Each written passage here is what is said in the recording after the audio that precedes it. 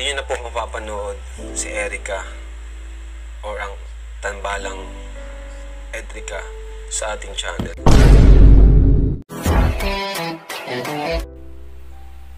Hello mga kalingap, welcome back to our YouTube channel, Irads TV po, at binabati ko po kayo ng isang mapagpalang araw sa inyong lahat. Sana po ay nasa mabuti po kayong kalagayan, anuman ang iyong ginagawa sa mga oras na ito, mapaumaga, tanghali, gabi, ay lagi nyo pong tatandaan, mag-iingat po kayo palagi. Magbigay lang tayo ng isang maiksing reaksyon, at ito nga po ay patungkol doon sa naging announcement ni Kalingap Rab, na kung saan ay itong si Erica at Edo ay wala na, titigil na po ang love team ng Edrica. So napanood po natin yan sa channel ni Kalingap Rab, ang kanyang announcement. So bago natin umpisahan yan yung ating maiksing reaction, ay kung bago ka pa lamang po dito sa ating channel, ay pagkabisita po ng channel ni Kalingap Rab, Kuya Bal Santos Matubang at Ate Edna Vlogs. So syempre mga kaibigan, bago tayo gumawa ng isang maiksing reaction, ay panoorin po muna natin ang isang video clip mula dito kay Kalingap Rab sa kanyang channel. So panoorin po muna natin bago tayo gumawa ng isang reaction, at syempre ang ating sariling opinion. So ito, panoorin po muna natin. Kalingap, isang announcement lang po. So ako bilang content creator, syempre gusto kong maibigay sa inyo ang content na inaabangan nyo. Kahapon, ma-vlog sana kami. Nag-chat ako kay kina Edo, Erica, na ma-vlog kami kahapon sana. Pero nag-reply sa akin si Erica na gusto daw po akong kausapin ng kanilang lolo at lola. Ayun po, kinausap na po ako. Nagkausap po kami nila lola ni Eric. Lungkot ko man pong sabihin sa inyo, pero nag-request po sila sa akin na ayaw na po nilang magpa-vlog. Sila po mismo nagsabi sa akin, si lola at si lolo, na ayaw na po nilang magpa-vlog sa atin.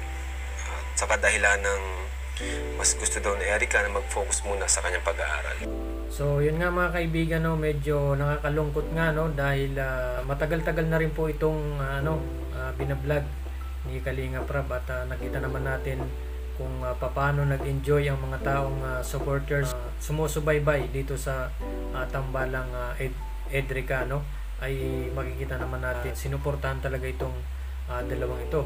At ngayon nga nakakalungkot mga kaibigan, hindi lang po tayo ang nalulungkot, maging ang si Kalingap Rab, bagamat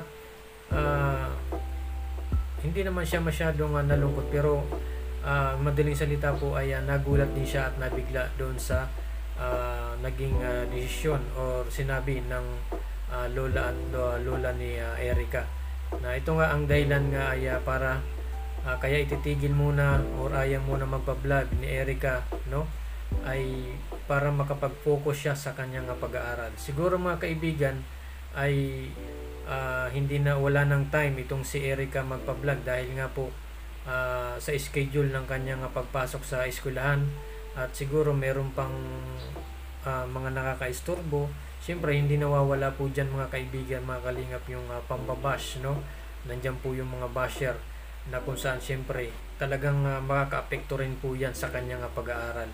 Kaya siguro medyo laylo muna itong si Erica. At yun nga ang dahilan nga po talaga ni Erica at ng lolo ni Erica ay para makapag-focus siya sa kanyang pag-aaral. Kaya hininto na muna or pinatigil na talaga ng lolo ni Erica na wala na po talagang magba-vlog or wala na pong love team ang Erica at Edo. Binitawan na rin po ni Kalingap Rab itong si Erica, pero ayon po kay Kalingap Rab, nandiyan pa rin po ang Kalingap or si Kalingap Rab, na kung sakaling kailangan man ng tulong ni Erica ay nandiyan pa rin ang Kalingap, itong si Kalingap Rab. So ito po ang maganda dito, na kahit hininto na or tinigil na ng beneficiary na magpa-vlog, ay nandiyan pa rin ang suporta at tulong ng Kalingap na bukas laging bukas ang pintuan para tumulong sa kanila.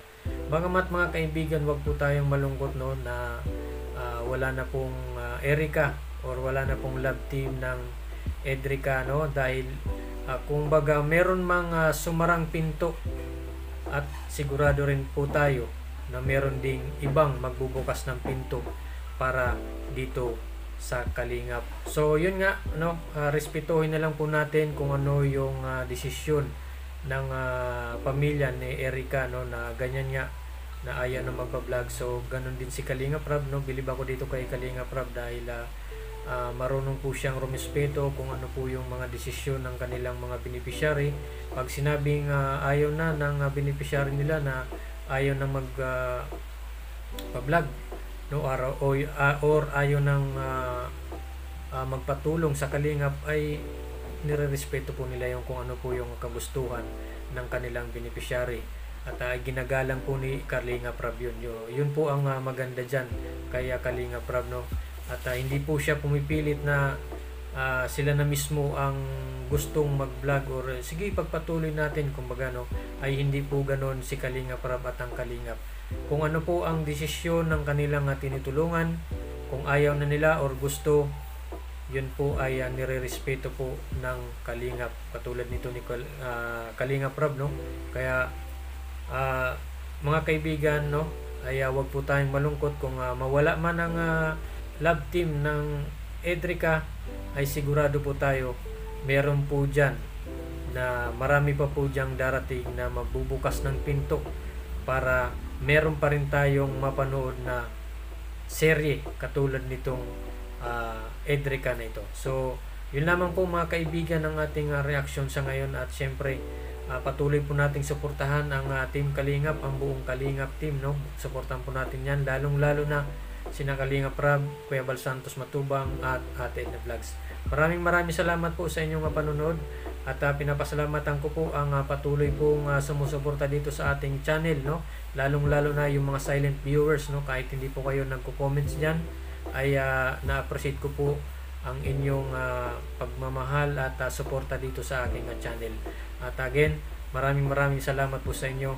At syempre, kung bago ka pa lamang po dito sa ating channel, ay huwag niyo pong kalimutang mag-like at subscribe, at pakihit na lang po ng notification bell para updated po kayo sa ating mga bagong i-upload na mga videos. Maraming salamat po, at God bless you all. Bye bye!